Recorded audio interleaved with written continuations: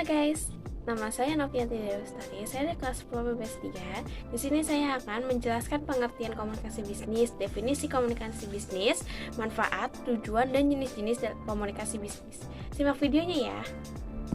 Komunikasi bisnis. Komunikasi bisnis berasal dari bahasa Latin communis yang berarti sama, communico atau communicare yang berarti membuat sama. Selanjutnya terdapat 3 definisi komunikasi. Yang pertama, definisi yang berasal dari KBBI atau Kamus Besar Bahasa Indonesia yang mengartikan komunikasi sebagai pengiriman dan penerimaan pesan atau berita antara 2 orang atau lebih sehingga pesan yang dimaksud dapat dipahami. Definisi yang kedua dari William C. Hemstreet dan Wayne M. Beatty yang mengartikan komunikasi sebagai suatu proses pertukaran informasi antara individu-individu melalui sistem biasa, baik dengan simbol-simbol, sinyal-sinyal maupun perilaku atau tindakan. Yang definisi yang ketiga dari Forsdale yang mengartikan komunikasi sebagai suatu proses di mana suatu sistem dibentuk, dipelihara, dan diubah dengan tujuan bahwa sinyal-sinyal yang dikirimkan sesuai dengan aturan. Apa itu komunikasi bisnis? Komunikasi bisnis adalah komunikasi yang digunakan dalam 2 bisnis yang mencakup berbagai macam jenis dan bentuk komunikasi untuk mencapai tujuan. Dalam kegiatan komunikasi bisnis, pesan hendaknya tidak hanya sekedar informasi tetapi juga haruslah persuasif agar pihak lain tersedia menerima suatu paham atau melakukan suatu perbuatan. Komunikasi memegang dalam keberhasilan suatu bisnis atau penjualan penyampaian pesan yang tepat pada konsumen akan berdampak pada peningkatan penjualan produk.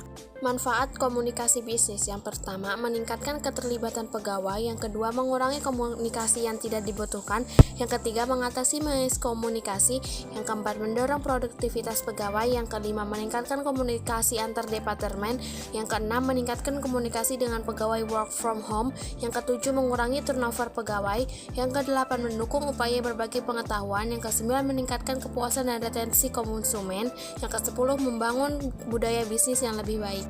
Adapun tujuan komunikasi bisnis: yang pertama, memberi informasi atau informing. Tujuan komunikasi bisnis yang pertama adalah memberikan informasi seputar dunia usaha dagang kepada pihak lain.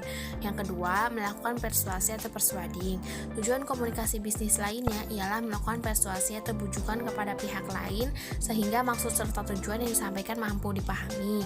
Lalu yang ketiga, melakukan kolaborasi atau collaborating. Melakukan kolaborasi atau kerjasama dengan pihak lain merupakan salah satu tujuan komunikasi bisnis yang tak kalah penting.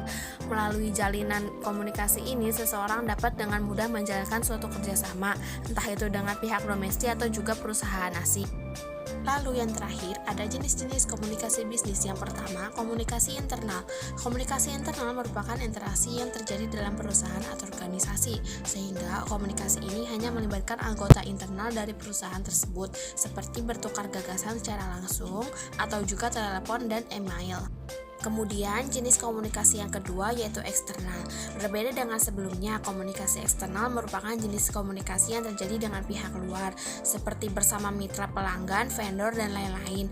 Akan tetapi tidak seperti dalam tingkatan internal, komunikasi eksternal cenderung bersifat lebih kompleks serta kurang teratur. Lalu yang ketiga, ada komunikasi vertikal. Jika komunikasi internal tidak memperhatikan tingkatan, maka kontak yang dilakukan vertikal ialah sebaliknya. Dalam hal ini, komunikasi dalam perusahaan terjadi secara timbal balik antar tingkatan saja. Misalnya komunikasi antar direksi tanpa mengikuti serta bawahan. Setelah itu, jenis komunikasi bisnis yang keempat, komunikasi horizontal. Salah satu jenis komunikasi dalam bisnis adalah tipe horizontal yang dilakukan di antara satu tingkatan atau jabatan. Biasanya jenis ini cenderung bersifat non-formal dan lebih santai dibanding komunikasi vertikal. Yang kelima, komunikasi dari atasan pada bawahan. Komunikasi satu ini bisa juga disebut sebagai komunikasi internal ke bawah. Dalam konteks tersebut, komunikasi haruslah memperhatikan jabatan atau tingkatan pada sebuah perusahaan.